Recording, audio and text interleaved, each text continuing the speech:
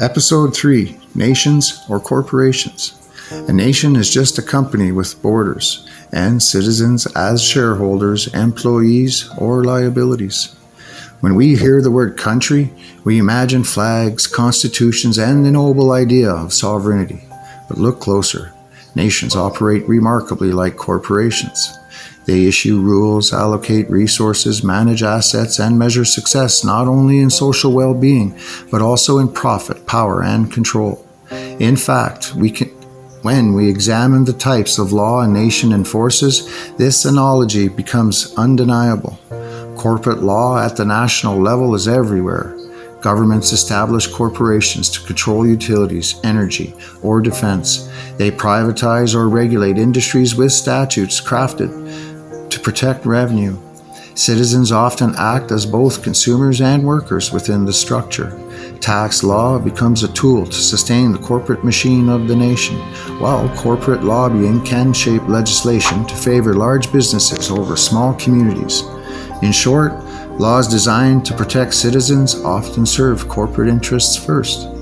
Administrative and regulatory law is another layer. These rules appear technical, safety standards, building codes, environmental regulations, but they also function as a way to control the market. Licensing requirements, permits, and compliance audits determine who can participate and who cannot. The state enforces these rules with penalties, creating an internal hierarchy akin to corporate management. Citizens and businesses follow protocols, or they are penalized, surveyed, or excluded. International law further blurs the line. Treaties, trade agreements, and dispute settlements between countries often prioritize economic interests over human welfare. Investor-state dispute settlements, ISDS mechanisms, for example, allow corporations to sue nations for losses caused by environmental laws or policy changes. In effect, nations must act like corporations to avoid litigation, even if public health, labor rights, or ecosystems are compromised. The global marketplace of countries rewards the ones that maximize profit and minimize disruption. Even civil and criminal law can reinforce corporate-like behavior. Civil law enforces contracts, binding citizens and corporations alike to agreements that maintain predictable systems of trade. Criminal law punishes behaviors that threaten order, often protecting property, corporate assets, and financial systems more than social equity. The state becomes a corporate enforcer, ensuring stability and predictability. This perspective reveals a stark truth. Citizens are assets in a system designed for extraction and control. Labor, taxes, health, and even data become commodities. The law structures how we interact with the economy and, by extension, with power. It frames what we can own, what we can sell, how we must behave, and how we can be punished. Like employees in a corporation, most citizens have limited say over how the rules are made or interpreted, even as they are expected to comply. Yet, the corporate analogy is not absolute. Nations also provide social infrastructure, education, healthcare, public safety, and welfare.